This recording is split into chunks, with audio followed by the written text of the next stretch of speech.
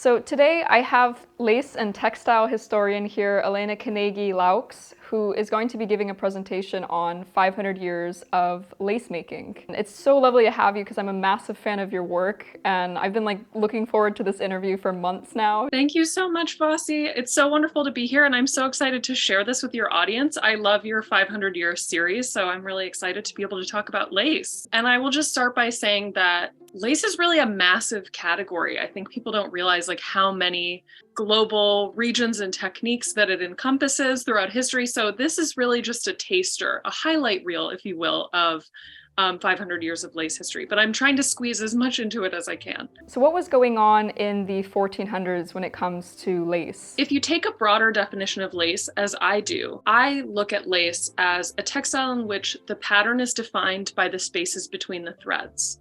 Then you will find different kinds of lace outside of the sort of Western European focused definition of needle and bobbin lace in the early modern period from 1500-ish to 1800-ish. And you will find lace techniques, for example, in ancient Peru. So in the 1400s, one of the techniques that you will find is chanque gauze, which can be made two different ways. This is either woven on a loom and then in a sort of gauze technique and then embroidered back into with darning stitches, or it can be made by knotting. And in fact, there are relatives to this technique in Europe during the Renaissance as well. So these don't appear until a little bit later, but in Italy, for example, you have the technique burato, which is also a woven gauze that's darned back into, often with different colorful silk threads, to create a lace textile. And burato is actually one of the earliest forms of lace making that you see in pattern books, the first one being from 1527, and it's called burato. The other way that chanque gauze could be made is by knotted netting. And this is a technique that we call lacis in English. These sort of square knots also have a general name of filet, it was the French name. These ancient square knotting techniques go back millennia, but they were being used in Peru in the chanque civilization to create these gauzes using knotted square netting. And then you start to see this technique in Europe around the same time period as well. And knotting is really a global technique. Everyone figured out how to make knots and square knots for fishing nets, for example. You see this in Sicily. You also see knotted laces in the Mediterranean, in Turkey and Armenia that start to appear a little bit later. If you enjoy learning about the history of fashion and more, then you'll love the sponsor of today's video, History Hit. History Hit brings you the stories that shape the world through their award-winning podcast network and online history channel. It's like Netflix, but all history. Recently, I watched a fabulous documentary on a topic that has always fascinated me, mudlarking. Mudlarking is essentially combing the foreshore of a river to find various items of value, which generally means historical value in this day and age. It's a popular activity amongst history lovers who live close to the River Thames. In this incredible video, historian Dan Snow joins author and mudlark expert Lara Makelim for a spot of mudlarking. And every one of their discoveries are captivating for various reasons. And now, I never run out of entertaining educational content to indulge in while sewing, as they have hundreds of hours of original history documentaries brought to you by expert historians such as Dan Snow, Professors Susanna Lipscomb, Dan Jones, and more. Plus, they add 2 more documentaries every week. To find out what Dan and Lara found whilst mudlarking and get 50% off your first 3 months of History Hit, be sure to use the link below and enter code VBirchwood at checkout. Thank you so much to History Hit for sponsoring this video. Now back to 500 years of lace. The other lace technique that you start to see early on is macrame. And many people think of this as sort of the 1970s hanging plant holder type of technique that's a little bit kitsch. But actually, macrame has an ancient history. And again, it is related to a knotting technique. It comes from the Turkish word for towel. So essentially, it was a decorative edging that you would use on woven towels with the warp left fringed. And you could make these decorative and elaborate motifs with them. So this is something that you start to see coming from the ancient Near East, and you start to see macrame in the Renaissance in Italy in the 1500s as well. The other technique that I just want to briefly mention that was being made in the 1400s is sprang. And again, like knotting and woven gauze, this has an ancient history, and sprang you will find all the way back in ancient Egypt to make hairnets. It was also used in the 15th century in Europe to make hairnets, as well as military sashes and leggings in party colors. So it can be an open work technique, but it can also be sort of a precursor to knitted garments. So what was going on then by the 1500s? Now I'm guessing that needle lace was starting to become developed. Absolutely, yeah. So it's not until the early 1500s that you start to see the development of needle lace and bobbin lace around northern Italy and quickly spread through other regions. So needle lace actually develops out of cutwork and drawnwork embroidery, wherein the pattern is marked onto plain weave linen fabric and threads are cut and pulled out of the design, and then buttonhole stitches are worked back into the voided areas. And this becomes increasingly cut away and more elaborate until you get this technique called reticello, which also means little net, where you essentially only have a skeleton of the warp and weft framework left, and it's mostly filled in with these buttonhole stitches. And of course, if you think about it, this is a time period when just to have plain weave linen, you have to grow acres of flax. You have to process and ret the flax and go through all these processes to make it ready to spin into thread. And then you have to take the thread and dress it on a loom. And then you have to weave the fabric. So if you're throwing most of it away and stitching back into it, this is incredibly wasteful. So what happens is someone has the brilliant idea to do away with the base fabric entirely and work these stitches directly onto a pattern base. And they use different things for the pattern, such as parchment, paper, and things like that. And essentially you would have the pattern drawn onto the parchment base, and you would lay couching threads around the outline of the motifs, meaning you would lay a thread down and then you would stitch through the base just on the outline threads. And that would enable you to work the same buttonhole stitches that you filled in the reticello with by working back and forth inside those couched threads without piercing the base. So only the couched outline threads are piercing the base. And this is referred to in Italy as punto in aria, the earliest needle lace, which means stitches in air, because you're literally stitching in the air. So when you finish your needle lace design, many, many hours later, you can flip over your pattern, and then you just have to clip out and tweeze out these little couched threads to release your lace. And that's how needle lace is made. Wow, that's so cool. So it's just like releasing the dragon in a way. It's just like pulling them out and there you have your whole design. I make it sound so easy, but I know needle lacers will tell you that there's so much work in tweezing. The finishing itself takes so long. Then we have, of course, bobbin lace is the other category. And although these laces are talked about sort of in tandem, they really are technically totally different. And bobbin lace develops out of braiding techniques similar to passementerie, which is its whole own category of textile. Passementerie braids are sort of, if you think of in military uniforms, the gold braids that they have on the edges of the seams, or the really beautiful Victorian couches with elaborate trims and tassels, those are all passementerie braids. There's another earlier braiding technique called loop braiding that also existed in the 1400s in Europe, and perhaps even earlier, that you will find that was creating sort of little braided trims as well. And this is using loops around your fingers. And in fact, two people would work together to produce this. It's also related to techniques in East Asia, such as kumihimo in Japan. So again, braiding has really a global history. You see this in the Andes as well. Bobbin lace essentially is a technique that developed out of really elaborate braiding. So it got to a point where you're working with so many different threads that it became necessary to wind the individual threads around wooden or bone, or in some cases lead bobbins, to keep them organized. So the bobbins are just for thread management, essentially. And essentially what you're doing is you have a firm pillow base. Bobbin lace is also called pillow lace for that reason. And you have your pattern card or pricking card, although some early laces are worked freeform. But essentially you hang pins at the start of your pattern, you hang pairs of threads on your bobbins on those pins, and then you cross, which is left over right, or twist, which is right over left, to follow the pattern below. And eventually when you need to, when you finish your stitches, you insert a pin, and the pins are sort of like scaffolding to hold the tension and to hold your lace in place. And once you're finished, you can knot off or finish your ends of the threads, and you just pull the pins out and your lace is free. Someone referred to bobbin lace as cursive braiding, and I think that's a really accurate way to describe it. One thing I didn't mention is that Elena is an amazing lace maker. I did forget to say that, not just a lace historian, but also an amazing lace maker.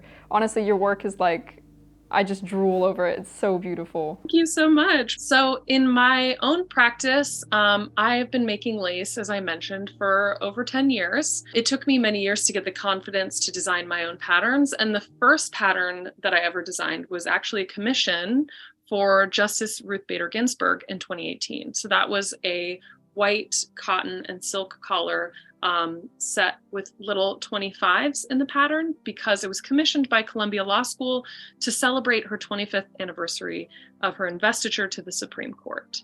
And then following that, I did a project for refashioning the Renaissance, which was a research project funded by the EU out of Aalto University in Finland.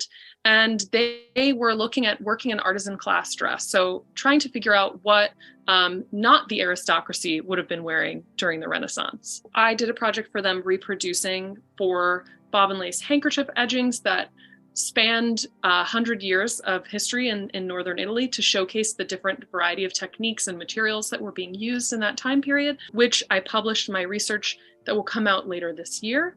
We can link to those below when they come out. And then most recently, I was commissioned by the Bard Graduate Center Gallery to create a piece of lace to open their exhibition, Threads of Power, which was on from September 16 to January 1st. It ended in January 1st, 2023, unfortunately, although they do have a great exhibition website online with more coming. So definitely check that out. There's lots of images and learning resources there.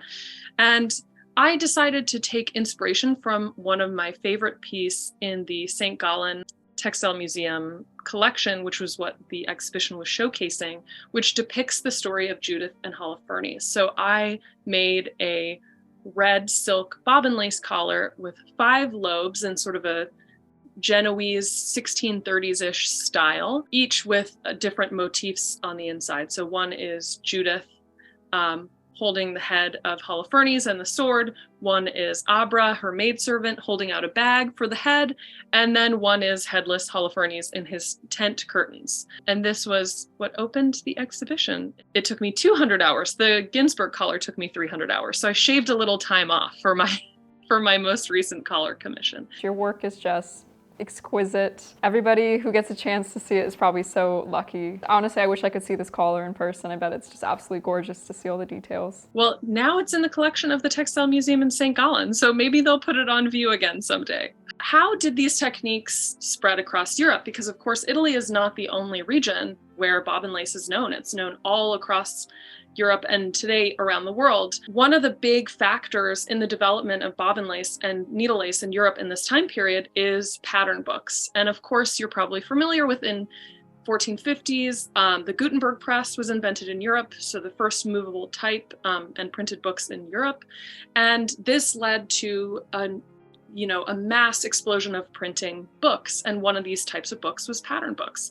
I mentioned earlier that one of the earliest pattern books in 1527 was on Burato, approximately, and this was by Paganini. Later in the 16th century, you start to see even more. There are early bobbin lace pattern books, the first one being La Pompe Opera Nova, which is published by the Sessa brothers in Venice in 1557.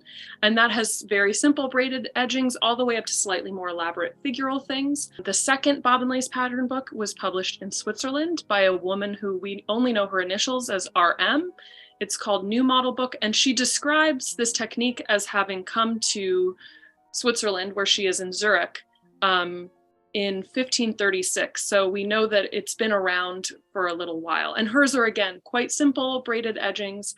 Many of these were meant to be applied on the surface of your garments and made in metallic threads, not just in white linen, which is what primarily survives, but it was made in a variety of fibers. And there were, of course, many pattern books for needle lace as well. So in fact, there are many more of them because it's easier to illustrate needle lace and embroidery patterns, it's easier to illustrate diagrams for them, because essentially in needle lace, you're working with one thread at a time, and in embroidery as well. So you can essentially draw just about anything and stitch it.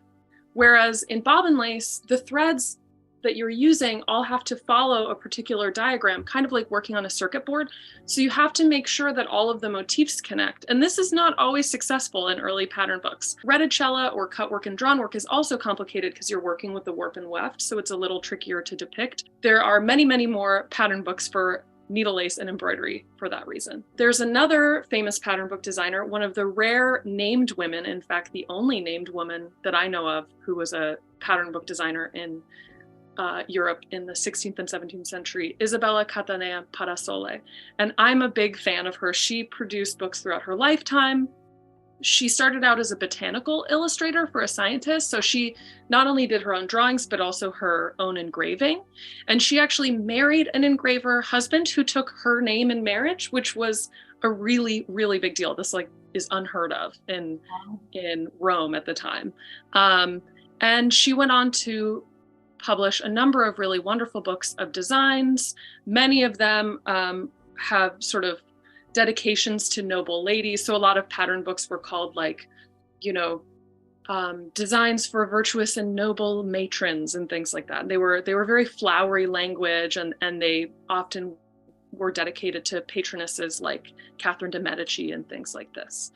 What's nice is all these pattern books are out of copyright, so they're available online. You can still find them and use them. If you'd like to see some pattern books, they are in the description box down below. One of the most iconic lace accessories in history, of course, is the ruff. These giant cartwheel or millstone lace gathered ruffs that, we've seen in Elizabethan portraiture and in many really fabulous paintings. And I just wanted to talk a little bit about them because they are so iconic. You're probably most familiar with seeing them in portraits of Queen Elizabeth I, and hers are so dramatic that it looks like her head is almost like floating above her body. And this is actually by design. In fact, she passed sumptuary legislation, meaning laws against certain fashion that denoted what different classes could wear, to prevent other people from wearing lace as elaborate as her own, including an enforcement that she passed in 1580 that dictated, quote, "Neither also should any person use or wear such great and excessive ruffs in or about the uppermost part of their necks, and this her majesty commanded to be observed upon pain of indignation," unquote. Unfortunately, these sumptuary laws were not very successful. We do have some records of gentlemen, one gentleman in England who was walking around in lace boot tops that were too long for the sumptuary legislation, and so those got chopped off by, I think, some, royal policemen, unfortunately. And the other thing that I think is really interesting about ruffs is that they were actually widely criticized at the time. So the way that people today say, oh, these young people and their wacky fashions, people were saying that about ruffs in the 1500s. You can see this great caricature image of a ruff goffering shop. Goffering is the name for the particular type of figure eight ironing that specialized laundresses would set their ruffs into these figure eights. And so there's a caricature of these very vain people in a ruff shop having their ruffs washed and reset.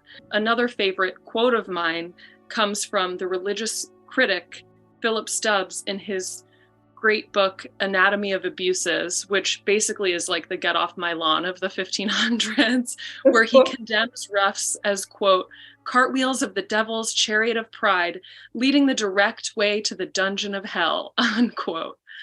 So they elicited a lot of feelings. The other thing that I wanted to talk about ruffs is in terms of their construction. Like I mentioned, they had specialized laundresses that goffered them, but for the lace makers, ruffs were really just long strips of lace, like yards and yards long. So it wasn't a patterned garment the same way, a structured garment the way that we think of other accessories. It wasn't made to any sort of particular shape. You would just buy many, many yards of lace and then have it gathered. And you could have it starched in different colors. So we read about pink and blue and yellow being popular lace starching colors, and these would be washed out and reset by your laundress the next time you wore them. And just to give an idea how much lace that took, there's this recreation of a ruff from the St. Gallen Textile Museum collection in Switzerland, where they actually, one of their conservators took about 4 feet of some lace from the 1500s and gathered it into a figure eight like a ruff and set it into this large ruff for an exhibition at the Bard Graduate Center last year. And all 4 feet of the ruff only came out of the lace only came out to about this much ruff. So it's really, it's really a vast quantity of lace that you're using to produce these giant collars. And immensely expensive, I'm guessing, since lace is super expensive when it's done by hand. Absolutely, really expensive and really time consuming. So what's going on then now by the 1600s? By the 1600s, we're seeing shifts in fashion. Ruffs are still around, but we're also seeing these great standing band collars like the one you see here. I particularly love this portrait of Elizabeth, Queen of Bohemia from 1613 because she has little figures in her lace. We often see extant lace with figures and pattern books with little figures like animals and people in them, but it's rare that we see them depicted in paintings actually being worn. So this is a really wonderful example of what that looks like. And these were made to shape, unlike a ruff. So you were making them with this dramatic corner, and they would be stood up behind you, not only with starch, but also with a wire sort of frame or supportas. These were used with ruffs too. They were so giant that they had a wire frame underneath.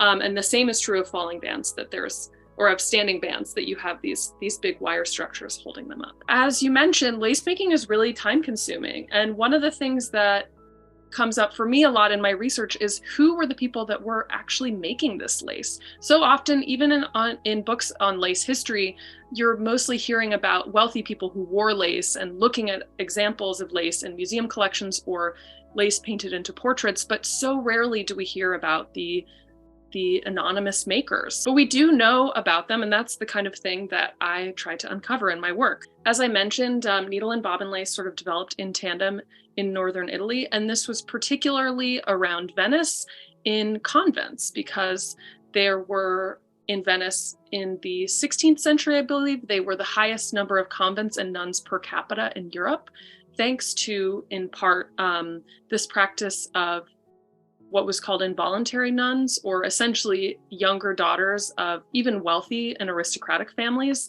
They couldn't afford the dowry to pay for marriage for all of their daughters. They would send them to convents. So there were many, many nuns in Venice in this time period. And they did a lot of work doing embroidery and making these elaborate and innovating these elaborate techniques like lace making.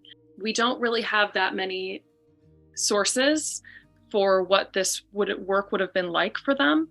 However, there is a famous, and my personal favorite, nun from 1600s in Venice is Arcangela Tarabotti.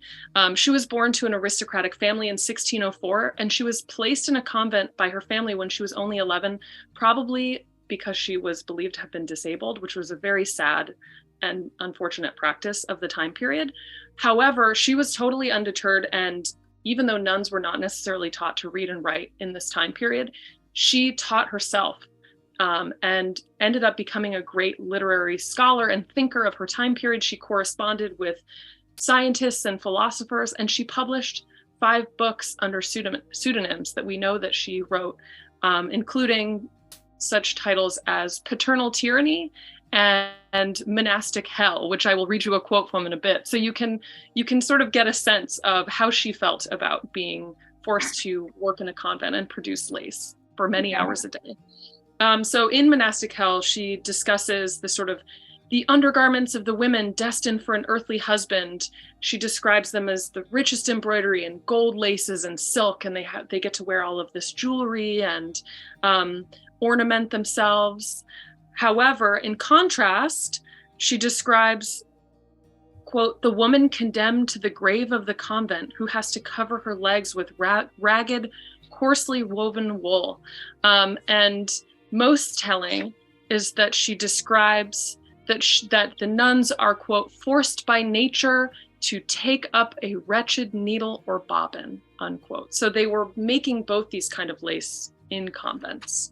And the other type of organization in Venice that they had that were responsible for a lot of lace production were hospedali, or these charitable organizations or hospitals that were primarily homes for orphan or young women without stable home environments. One such institution was the Pia Casa delle Sidelle, which is in Giudica. It's just an island next to Venice. And it was founded in 1559 to give a home to, quote, beautiful young girls to protect them from succumbing to sinful behavior. So they were then kept in the hospedali, where they made lace all day. But they were allowed, unlike the nuns who were paid very little, they were allowed to keep 1/3 of their income and work for many years to save money for their own dowry. So then when they were old enough, they could choose either to join the convent, or they could use their dowry and get married, or they could go into service and work as a maid. But for many years in the interim, they would be lace makers, essentially. Would you say that the majority of lace makers in history were like involuntary lace makers in a way? That's a good question, and it's really hard to say. I think there's a lot of literature from these time periods in different regions that talk about how hard it is to find young women to work in agriculture these days because everyone wants to make lace. So compared to other occupations available to young women, lace making was definitely preferable. It was indoors. It had to be in these very clean environments. Your hands had to be clean, and you were working all day, but you were seated and you were protected from the harsh elements. So it was definitely considered preferable work. And prior to industrialization, there were areas where you could make pretty good money as a lace maker, especially if you worked up the ranks and became a master lace maker who created designs and trained apprentices. This was actually a way for a woman to earn some income. There's this image of lace makers as being sort of a domestic product, like a housewife at home, just making a little lace for extra money. And it's not to say that that didn't happen, but it's sort of a mythology, and it's a problem that we have this image that women didn't work throughout history. That's one of the greatest myths that I always try to bust.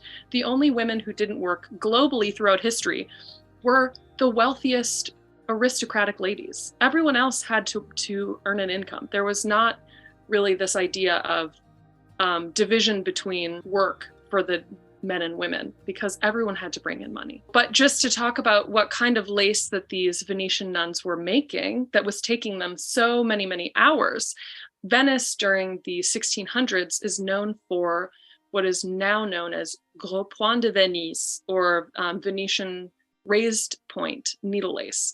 And this was sort of considered the pinnacle of needle lace throughout history. It's really, really incredible and exquisite. It can be up to 6,000 stitches per square inch, according to the lace historian Pat Earnshaw, who's written many books on lace identification that I recommend. And it is really so iconic of the Baroque era. You see these cravats, these with the raised ornamented work, even carved in wood or in marble busts, because it's so iconic. So this is the type of work that nuns were spending years making. So you hear about people spending, years waiting for just a pair of lace cuffs. And this is the kind of work that they were doing. It was very, very skilled. The other major center for lace making in Europe during this time period in the 1600s was Flanders, which is now Belgium. They were known from very, very early for really exquisitely fine bobbin lace. So although Venice and Flanders both made needle and bobbin lace, and this is true across northern Italy as well, Venice ended up being more known for this sort of Baroque needle lace, whereas Flanders was more known for these really fine bobbin laces.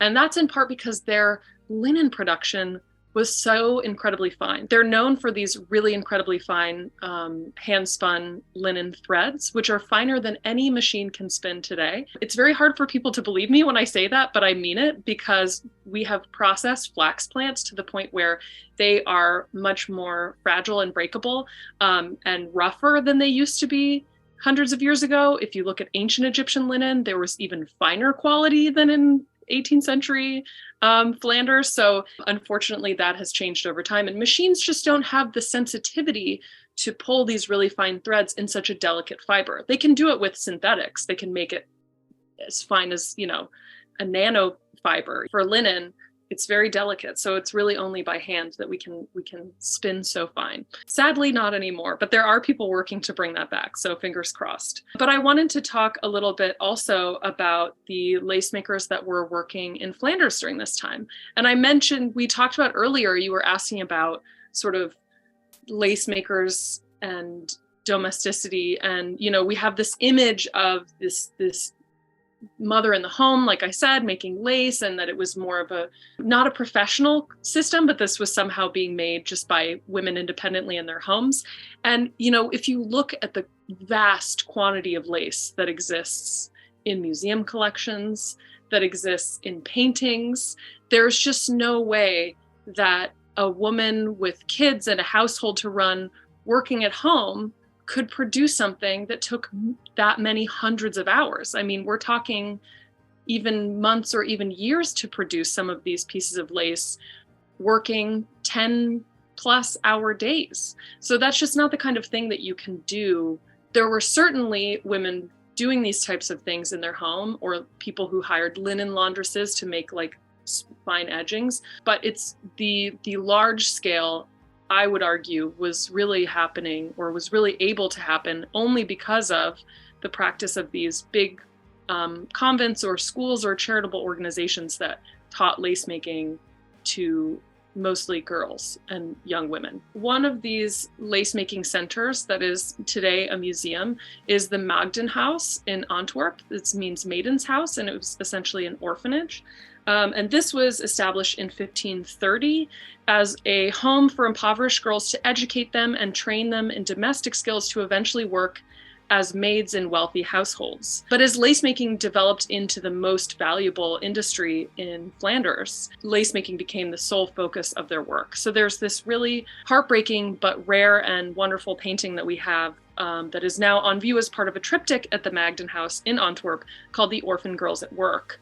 And this shows us an image from the 1600s of what their lace making community looked like in this school. There's even a family bringing their young daughter, so not an orphan, but just a poor family who can't afford to feed their daughter, bringing them to the wealthy owners of the orphanage to take them in. One of the ways that I hope to honor these women through my work is just by talking about the realities of their lives. And it's really not so different than a lot of, the garment factories, the exploitative sweatshops that we still use today, unfortunately. Yeah, you're right about that. In Flanders, I mentioned they were known for this really, really fine linen thread and really fine bobbin lace. And by later in the 1600s, the sort of fashion for these big standing collars and the big starched ruffs started to look kind of dated, and they started to wear these falling bands, or what were known as Van Dyke collars, after the painter. And these were made in these really beautiful fine linen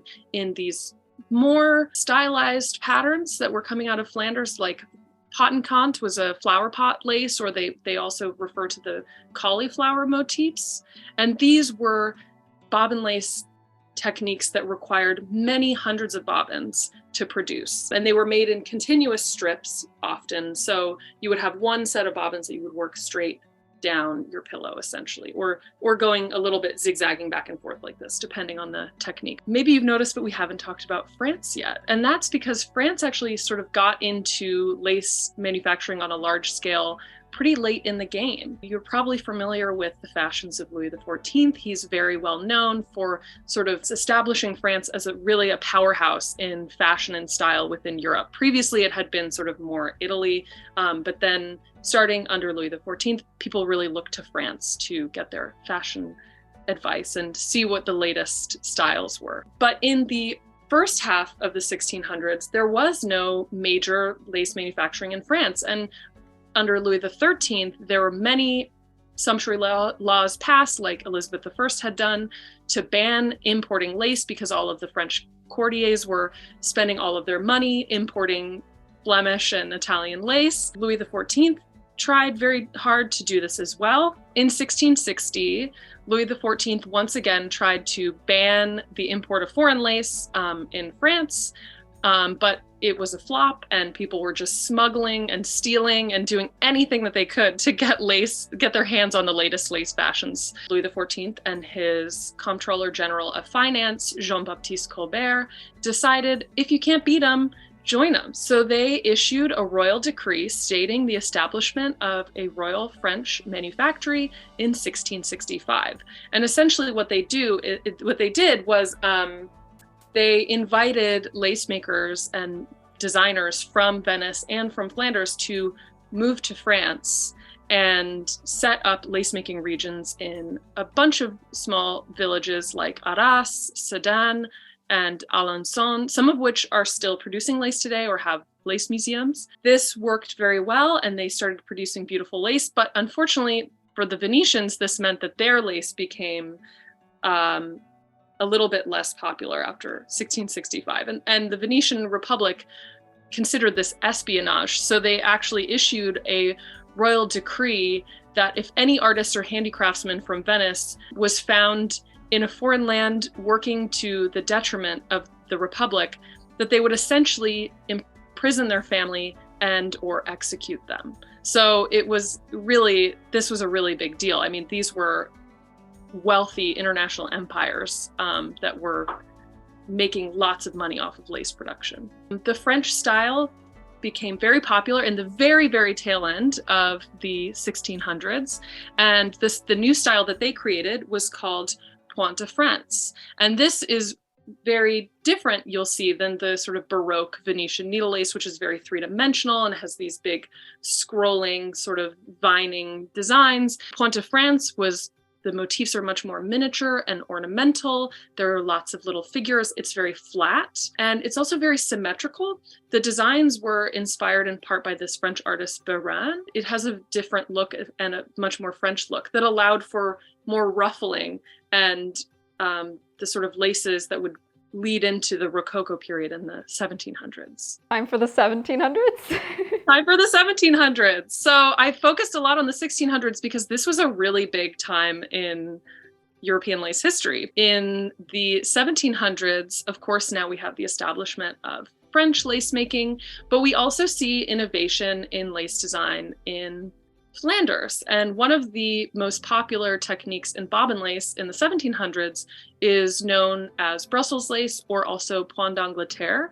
It's a little bit funny that it's called basically English point because it is not an English lace. There's debate of whether it's called that because it was exported to England, or maybe they wanted to avoid taxes by calling it English, even though it wasn't. So it's kind of like unclear why it got this name, but it is a part lace technique. So earlier we talked about the Flemish laces that are continuous strips using hundreds of bobbins, and point d'Angleterre is made in different parts. So it can make an endless variety of really complicated and elaborate figural designs. So different lace makers would work different motifs, and then they would be assembled together. And the other story that I think that is really important that comes out of the 1700s is that of the lace gown of Brussels lace of Empress Maria Theresa of Austria.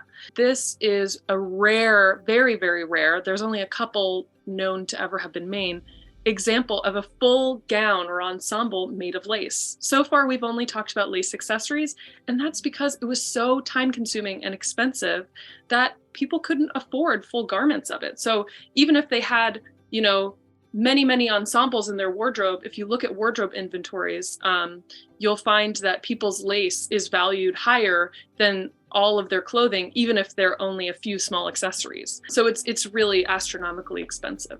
However, in the 1740s, as I understand it, the Ghent government in Belgium, now Belgium, owed the Austrian Habsburgs a great debt, something around, I think, $1 million now. Don't quote me.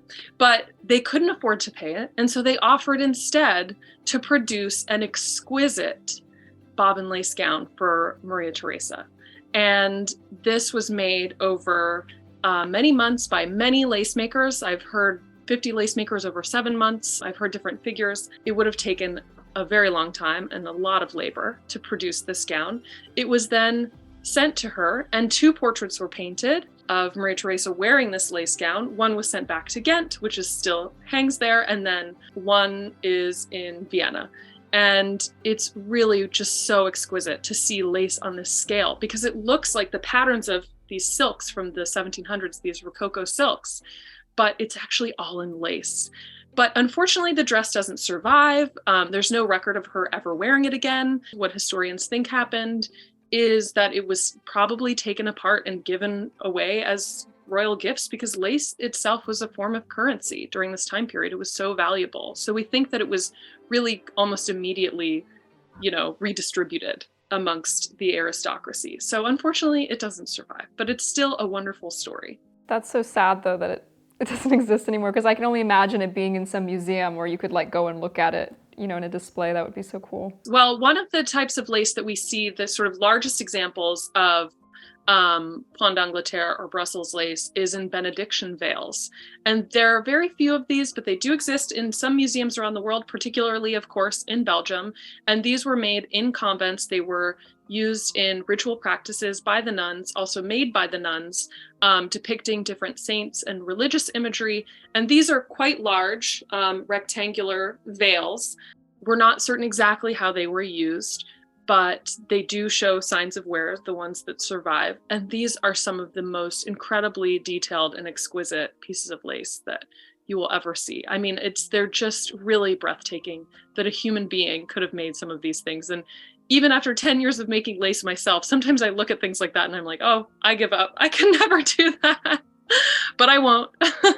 Yeah, definitely don't. I think if that's your standard for how good you have to be, that's immense. I don't know how people can even physically make these things, honestly. It's crafted by something unnatural, almost like it looks like it's done by a machine, because it's so perfect. And the funny thing is, sometimes I'm able to identify machine-made lace because I'm so familiar with handmade. I can compare to what a hand lace maker would do, and I find the machine making mistakes. So the way that I see it, not to say that all machine lace can't be beautiful and wonderful, it's really just an imitation. It really, for me, it pales in comparison. But there are some really exquisite lace machines, and unfortunately, even those are starting to disappear, the earliest machine lace technology. But great prompt, because I was just about to move into the 1800s, which of course is when we see the invention of the earliest lace machines. It's not a surprise that lace machines were a top priority for inventors in the Industrial Revolution, because lace was so expensive. So there's so many different people working on different types of machine. You see already in the 1700s, these sort of tool being made on basically warp frames, but it runs unlike lace, so it's not really ideal. Then in the early 1800s, you have the bobbinet machine, which basically makes a tool ground that lace makers can apply their lace motifs to. But it's not until the Lever's machine, which uses jacquard technology, which is the figural loom that uses sort of the earliest binary code system that is now all computer technology is based on. That's a whole nother lecture on textile history. Once they apply the jacquard technology to the Lever's lace machine, then they're able to create these gorgeous figural laces. And there are Lever's lace manufacturers that still survive. In Calais in France, they have become a really beautiful museum. And these laces really represent some of the most exquisite machine laces that you will find in the world. And they really are very hard to tell apart from handmade lace. They're just exquisite. So when I say that I'm looking for the opposite thing, it's just because I know where a hand lace maker, where their threads will travel versus on a machine. It's just different. So that's how I can tell the difference. But it takes many years of looking at lace to be able to tell it apart. So don't worry if that isn't immediately apparent to you. I love this example. It's from 1900. It was shown in the Paris Expo, which was an international exposition of textiles and technology and basically all the newest inventions and innovations from around the world. And Lever's lace was considered one of them. So this is showing all the newest technologies in lace. So you have steam engines, you have electricity, you have hot air balloons, et cetera, et cetera. So it's like the iPhone of 1900. We're jumping ahead a little bit. The other lace machine that is still more in use today than the Lever's machine, we have a few factories, for example, Sophie Hallette in France, which was bought by Chanel to keep them from closing. There's also Solstice in France, but there's very few manufacturers of it left. Just to be clear, Lever's lace is imitating bobbin lace, and the other lace machine I'm about to talk about is imitating embroidery and needle lace. So even within machines, there's a division in the technique. There was a really cool machine invented in Switzerland, in eastern Switzerland, around St. Gallen in 1824. It was the first embroidery machine, and it was actually like this big hand crank. It's like this row of needles. I got to see it at the in use, a historic one, at the St. Gallen Textile Museum, which is amazing. They still have one lovely woman who operates it every week. And essentially it's a big hand crank that sends needles all the way back and forth, rows of needles through fabric. So you have to sort of move the needles back and forth with the machine. But in the 1860s, the Schiffley embroidery machine was invented, which uses Singer sewing machine technology. The needles don't go all the way through the fabric. There's two threads instead, and the thread from the front catches the thread in the back, and that's how they're doing this embroidery. That machine, as I mentioned, was invented in the 1860s and could do really vast quantities of machine embroidery. And then in the 1880s, they discovered that if they embroidered with cotton onto silk fabric base, the silk could be dissolved in, I think it was chlorine or something like that. I forget the chemical, but that's the reason they call it chemical lace, is because it's essentially embroidery where the base fabric is dissolved in chemicals. Then they moved on to using acetate as a base, which was then dissolved in acetone, but that's very toxic. So today it's still made, but it's using totally non-toxic synthetic fiber base that can be dissolved in water. So this is called Schiffley or chemical lace. And it has this sort of raised three-dimensionality. Is it my collar? Embroidery. Yes, and it's your collar. So you're wearing Schiffley lace. And if you're ever in Eastern Switzerland, the Textile Museum has an amazing collection of it. It's really stunning.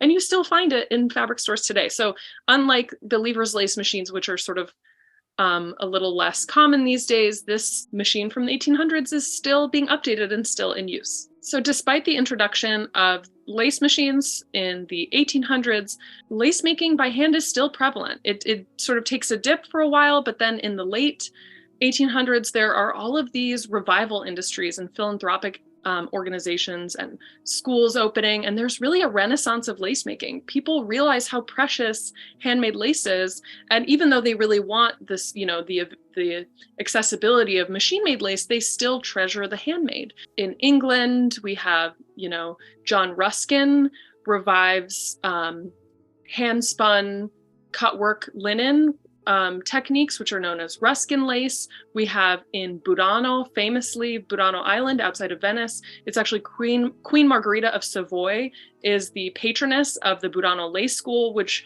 essentially is founded after this freezing winter when the fishermen in the community, it's a fishing community in Burano at the time, can't earn any money. They can't go out to sea. The lagoon is frozen. So they revive the lace making industry. They find like one lady who still makes lace in Burano from centuries ago, and they start a school, and that school is now a really wonderful museum. I haven't really talked about Central Eastern Europe and Russia, but there is always consistently over centuries lace making in these regions as well, and there are many revival industries that you'll see there as well. In what is now the Czech Republic, there's really intense lace innovation happening even in the 1900s that is still continues to this day. Also in Venice, you see Jezerum, who is an antique lace dealer, but also works in making handmade lace that revives this polychrome style or multicolored style of bobbin lace that's just stunning. And another favorite and famous lace manufacturer during this time is in Vienna. This is the school run by the designer Joseph Stork, I believe, and he designs these really, really exquisite imitations of the Venetian Gros Point laces, but they're in a Victorian and then later Art Nouveau style. So using historical techniques and designs, but bringing them into the sort of late 1800s fashion. So you see this happening all over Europe and even, as we'll talk about, around the world. We haven't gotten to some of the other techniques that I think people are more familiar with these days and that are still very popular. So I also wanted to touch on crochet lace. A lot of people know it as Irish lace, although I will point out that there are many kinds of lace making in Ireland, including yawl and Kenmare needle laces, Carrick-Macross, etc. And so they actually call Irish crocheted lace clones lace. That's their name for it. And that is an industry that starts during the famine. So it's introduced in the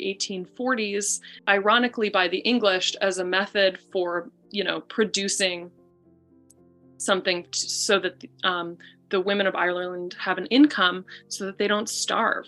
And Irish crocheted lace is also sort of an imitation at first of the three-dimensional sort of Baroque Venetian needle lace designs, but it becomes totally its own thing, and it's really exquisite and still made to this day, like I said. There's also, of course, tatting. I think tatting in the US in particular gets used as a sort of umbrella term for lace making in general, and that's not really how it's used in the lace world because it didn't really emerge until the 1840s. It's based on a knotting technique that was popular in the 1700s. You'll see these ladies in portraits in the 1700s with these silver shuttles that look like tatting shuttles, but they're actually knotting and making these little trims for their gowns. So it's not quite tatting yet. The shuttles are also much bigger in the 1700s. But around also in the 1840s, just after these machines sort of take off, we start to see tatted lace, which is sort of like a looped little knotted chain that you make in little round rings. This also takes off, I believe, in England and Ireland, and then of course in the US, and is still made to this day. A friend of mine has a theory that the reason why Americans use tatting as this general term for lace is because of crossword puzzles, which is actually brilliant because it's so true. If you do a lot of New York Times crossword puzzles, as I do, they'll say to make lace, tat. And but really tatting is just one of many ways to make lace. We need a better verb for lace making though, it's just lace making. So as I mentioned, the late 1800s, we see a lot of these revival philanthropic industries in lace making. Many of these are in Europe, some are in the US as well. There's a Scuola d'Italiane in New York. Italian immigrant women are making lace here in Manhattan. But one of the other lesser known industries is the Sybil Carter Indian Lace School. So Sybil Carter was an Episcopalian missionary who basically starting in Wisconsin and then spread across indigenous communities in the US, was basically introducing lace making to indigenous women as a way to, quote, civilize them. So unfortunately, really a colonial industry of erasure. There's some telling quotes from her and her views on the indigenous community, as well as the designs themselves, which often come from very stereotypical images of Native Americans, such as this one you see with the teepee. However, there were some indigenous women in the community who sort of rose up through these schools and became teachers. And there are still traces of lace making in some of these communities. However, as we know, there actually is a history of lace in the Americas, which predates colonization. Little did Sybil Carter know. But I just think it's important to point out that, lace makers were not always the ones who were sort of being oppressed in their situation, but the roles were then later reversed when they were interacting with women of color internationally. But lace making wasn't only spread outside of Europe, at least bobbin and needle lace traditions, starting in the 1800s. There are many regions around the world that have much longer traditions. For example, in Sri Lanka, where bobbin lace was introduced first by the Portuguese, then the Dutch, and then the British through colonization, and has become a treasured part of their local traditions. So it's now known as Beerloo lace, and they have their own patterns and designs and name for these designs that they still produce to this day. This is also true of Brazil, where they have really a thriving lace tradition that is really unique. They have a very colorful aesthetic compared to the sort of white European bobbin lace. They use lots of colors, they use indigenous materials and tools, and this has, started from the Portuguese and has become really an important and treasured part of their own cultural heritage. Also throughout the Americas, we see a technique that is known with several different names. One of them is Tenerife lace, named for one of the islands in the Canary Islands. This kind of started as a cut and drawn work technique in Spain and is found in like ecclesiastical garments as early as like the 1600s, but it really takes off in the Americas. So we see Tenerife lace all over South America. We have sol lace is the name of this technique, meaning the sun, in Puerto Rico. And then in Paraguay, it's called ñanduti, which means spider's web in the Guarani language. And it's also made in different ways. So it can be made on a pillow. It's worked in the round, where you sort of lay out spikes of lace, like spokes of a wheel kind of, and then you needle weave around through those spokes. It can be made on a little pillow. It can be made on a little kind of a wooden loom with little divots in the edges, or it can be made on a frame. That's how it's made in Paraguay, where you're stitching actually onto a fabric base to create the base. So there are still these many thriving communities of lace makers around the world. And I don't want to give the impression that it's solely a European tradition. So if people want to start making lace, and I'm sure probably some people watching this video will want to, what sort of resources can they pursue, or what is there available for them to learn? Well, I will say that when I set out to learn to make lace back in like 2011, it was really difficult to find information about it online. There weren't many websites associated with lace making communities, which isn't to say that there weren't many lace makers, but they just weren't sort of online yet. But today, I guess the silver lining of the pandemic has been that there are many online resources for learning to make lace. So for example, the Lace Museum in California, which is thelacemuseum.org, offers many different virtual classes. I'm taking one right now in Point de Gaze needle lace, but they offer beginner bobbin lace classes, Irish crochet, Turkish needle lace, all kinds of different varieties of lace making. There's also in the US, the International Organization of Lace Inc., or IOLI. They have a great virtual lecture series every month where you can learn from a different lace historian or maker about a different technique. And I'm actually the host of the series, so you'll get to see me interview them and talk to them at the end. There are also great Facebook groups. Facebook is a really great source for lace makers, for beginning bobbin lace makers, and for free materials and tools. And then of course there's YouTube. There are different creators on YouTube who have great channels in English and Spanish, at least, and probably many more that I'm less familiar with. And I myself do teach.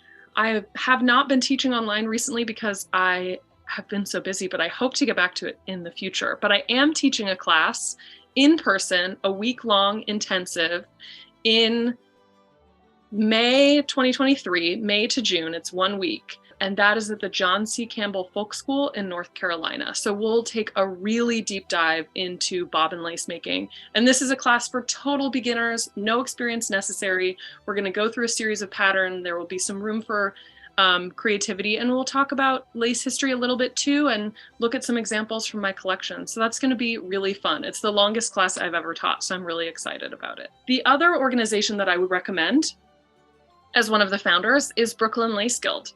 So we are an organization based in Brooklyn that offers virtual meetings. We sometimes do in-person events.